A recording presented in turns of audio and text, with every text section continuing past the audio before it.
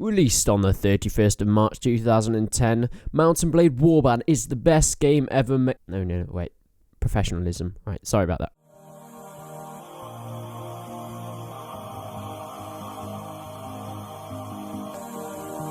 Released on the 31st of March 2010, Mount & Blade Warband is an RPG sandbox game set in the medieval era, with arguably one of the most innovative multiplayer and single-player experiences to date. Not only has the base game been such a success to PC gaming, but the number of DLCs have been claimed to be some of the best in gaming. Now, let's get back to the start where it all began for Taleworlds. On the 16th of September 2008, Taleworlds Studios released Mount & Blade, an open-world RPG sandbox game where the player would travel the medieval land recruiting soldiers, hiring mercenaries, conquering neighbouring lands and lords, gaining reputation and respect from fellow adventurers, and finally, working to gain a foothold in the ever-changing world of Calradia. Next came Mount & Blade Warband in 2010. This does not only expand on the single-player experience, but added the famous Mount & Blade Warband multiplayer mode. Players chasing down their enemies on horseback, forming masses of shields and swords to batter down the gates of a defending player in siege, and watching other players' backs in an attempt to survive the sudden death battle mode.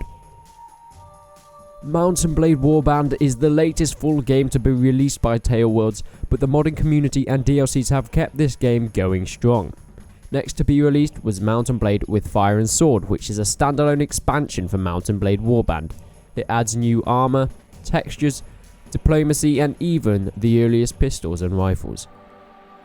Mods became a massive part of the Mount & Blade franchise, one of the most successful being Mount & Musket, the Napoleonic Wars overhaul, adding muskets, artillery, and brought the community together to form regiments fighting against one another in all-out line battles. Because of the massive success of this community-made mod, Taleworlds released their official Napoleonic Wars DLC, updating graphics, sounds, and whole new unit types on authentic classes the public could play as. It also added in game modes such as Capture the Flag and Commander battles, where you can command bots in your own personal line battles. To this day, the Napoleonic Wars DLC still runs strong with daily events with regiments fighting one another and even a Napoleonic Wars League. Finally comes the Viking Conquest DLC. Made by the developers of the famous Brighton Welder mod, this DLC enhances the graphics yet again and adds in the Viking era into the game. Personally, I feel this is the weakest of the 3 DLCs, but yet still adds a good amount of content to make it worth the buy. And I have all 3 of these DLCs and the Fire and Sword expansion. Mount & Blade Warband is still an active game even though it was released such a long time ago. Since it first released, the number of players on servers has only grown, giving Taleworlds the confidence to develop the first true sequel coming late in 2016, Mount & Blade Bannerlord. In the single player of Mount & Blade Warband, the aim is to travel the land of Calradia, going from village to village, recruiting peasants into your ever-growing army. As you fight bandits, raid villages and caravans, you can train your soldiers to become expert fighting machines. The 6 main factions are as follow. The Swadians, known for their heavy knights and deadly swordsmen. The Nords, known for their Huskars and axe-throwing warriors. Vaegirs settle in the cold north with their expert archers. The Rhodoks tackle down cavalry with their elite spearmen and sharpshooter crossbowmen. The Saronids in the sandy south are specialised in their javelin men and heavy horsemen called Mamluks. And finally the Khergit Khanate with their lancers and horse archers that run rings around the enemies. Although the single player of Mount & Blade Warband is so expansive, multiplayer has always been the preferred way to play in the Mount & Blade community. The 200 player servers give a massive sense of scale on the battlefield, may it be native, Napoleonic or Viking conquest. The maps are designed to give different options when seizing a castle, and the ability for players to edit and all-out create new maps from scratch has made the game even more diverse for creators and players alike. So, is this game worth all the praise I'm giving it? Is it the type of game you will be able to play and get your money's worth? Instead of me just saying, yeah, go buy it, I'll put into perspective my experience for playability and justifying its cost.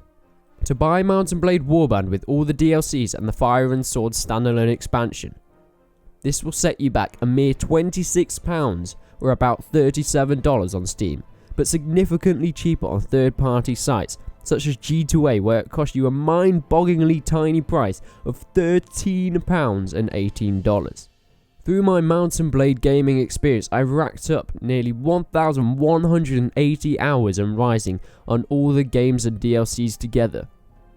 It doesn't take a genius to realise that such a low price as £13 can get you thousands and thousands of hours of gameplay, and trust me, you will never get bored with the vast expanse of playability and game modes that you can play with friends or on your own. I would definitely say mods are really keeping this alive at the moment, with single player mods still being developed on and coming out, and also multiplayer mods where people can fight each other in the Roman era, Lord of the Rings, and even modern day. It really keeps this game alive. I would definitely recommend to anyone to pick this game up.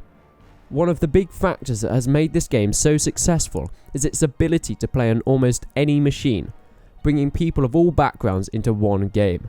The combat system is the most unique in any game I have ever played. Getting to grips with it is easy, but mastering it is a different story. Being able to block oncoming projectiles with a shield is one thing, but blocking multiple swings and stabs from many players at the same time with only your sword and reaction times takes practice and a lot of patience. Just on the price alone, there's no reason why anyone shouldn't go ahead and check this game out, especially with the base Mount & Blade Warband game coming in at only £4. It's definitely a game to live up to in the up and coming Mount & Blade Bannerlord. As we are coming to a conclusion in this review, leave some comments. To the people that have this game, what are your favourite aspects of Mount & Blade Warband? And what are you hoping for most in Bannerlord? What will it improve on for you? And to the people who are either wondering if they should pick it up, or even have no idea what this game or franchise is, or even that it ever existed, if you are still unsure after this review, check out my other videos. My channel is home to a plethora of Mount & Blade videos, and there will definitely be something that takes your interest. So guys, was this review helpful? Leave a comment, drop a like if you enjoyed it, remember to leave a dislike if you didn't, and leave your suggestions on games you would like me to review next. But for now, thank you for watching, and I will see you in the next video.